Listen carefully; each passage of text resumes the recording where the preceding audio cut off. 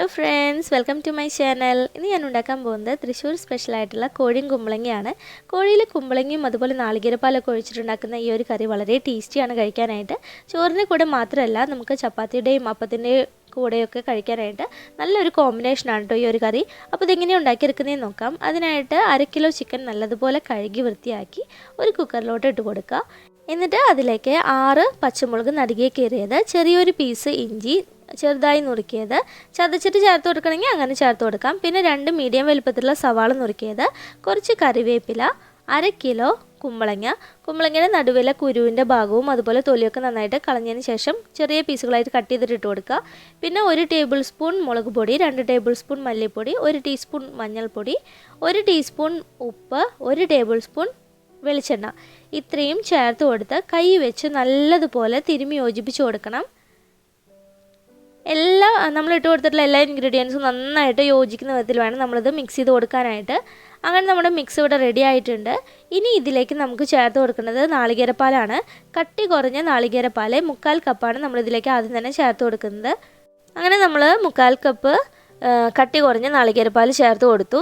ഇനി അതൊന്ന് മിക്സ് ചെയ്തതിന് ശേഷം കുക്കർ അടച്ച് വെച്ചിട്ട് ഒരു വിസിൽ വരുന്നത് വരെ മീഡിയം ഫ്ലെയിമിൽ നമുക്കിതൊന്ന് കുക്ക് ചെയ്തെടുക്കാം. അങ്ങനെ ഒരു വിസിൽ വന്നിട്ടുണ്ട്. ഇനി തീ ഓഫ് ചെയ്തിട്ട് നമുക്കിതിൽ പ്രഷർ പോകുന്നത് വരെ വെയിറ്റ് ചെയ്യാം. കാരണം അപ്പോൾ തന്നെ തുറന്നു കഴിഞ്ഞിട്ടുണ്ടെങ്കിൽ ചിക്കനും കുമ്പളങ്ങയൊന്നും ശരിക്കും വെന്തിട്ടുണ്ടാവില്ല. അപ്പോൾ കുക്കറിലെ പ്രഷർ പോയി കഴിയുന്നത് വരെ നമ്മൾ വെയിറ്റ് ചെയ്യുക. പ്രഷർ പോയതിന് ശേഷം കുക്കർ ഓപ്പൺ ചെയ്തിട്ട് അതിലേക്ക് 1 ടീസ്പൂൺ ഗരം മസാല പൊടി ചേർത്ത് കൊടുക്കുക.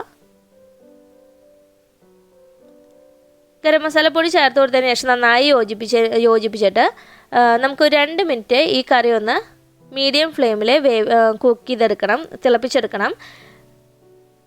അപ്പോൾ അതിൽ ചാറ് കൂടുതലുണ്ടെങ്കിൽ ആ ചാറൊക്കെ ഒന്ന് വറ്റി വരാനാണ് നമ്മളിത് വീണ്ടും 2 മിനിറ്റ് കുക്ക് ചെയ്തെടുക്കുന്നത്.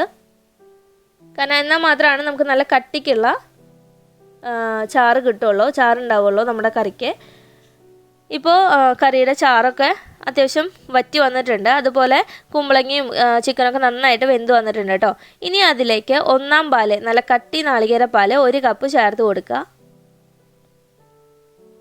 അങ്ങനെ കട്ടി നാളികേരപ്പാൽ ചേർത്ത് കൊടുത്തതിന് ശേഷം കറി ഒന്ന് തിളപ്പിച്ചെടുക്കണം. ഇപ്പോൾ നമ്മുടെ കറി നന്നായി തിളച്ച് വന്നിട്ടുണ്ട്. ഇനി തീ ഓഫ് ചെയ്ത് വെക്കാം. ഇനി നമുക്ക് ഒരു പാനിലോട്ട് 3 ടേബിൾ സ്പൂൺ വെളിച്ചെണ്ണ ഒഴിച്ച് ചൂടാക്കിയിട്ട് അതിലേക്ക് 3 വെളുത്തുള്ളി, കുറച്ച് ചുവന്നുള്ളി, കുറച്ച് കറിവേപ്പില ഇത്രയും ഇട്ടിട്ട് ഒന്ന് മൂപ്പിച്ചെടുക്കുക. ഇത് നല്ലതുപോലെ മൂത്ത് വന്നതിന് ശേഷം ഈ താളിപ്പ് നമ്മുടെ കറിയിലോട്ട് ഒഴിച്ചു കൊടുക്കുക. ഇത്രയേ ഉള്ളൂ നമ്മുടെ കോഴിയും കുമ്പളങ്ങയും കറി. വളരെ എളുപ്പമാണ് ഉണ്ടാക്കിയെടുക്കാൻ. അതുപോലെ നല്ല ടേസ്റ്റി ആയിട്ടുള്ള കറിയാണ്. ഇതുവരെ നിങ്ങൾ ട്രൈ ചെയ്തിട്ട് നോക്കിയിട്ടില്ല എന്നുണ്ടെങ്കിൽ ഒരു തവണയെങ്കിലും ഇതുപോലെ ഒന്ന് ട്രൈ ചെയ്ത് നോക്കുക.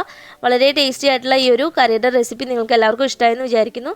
വീഡിയോ ഇഷ്ടമായെങ്കിൽ ലൈക്ക് ചെയ്യാനും ഷെയർ ചെയ്യാനും കമൻറ്റ് ചെയ്യാനും മറക്കരുത് കേട്ടോ. പിന്നെ എൻ്റെ ചാനൽ ഇതുവരെ സബ്സ്ക്രൈബ് ചെയ്യാത്തവരാണെന്നുണ്ടെങ്കിൽ ഒന്ന് സബ്സ്ക്രൈബ് ചെയ്ത് സപ്പോർട്ട് ചെയ്യണേ. Thanks for watching.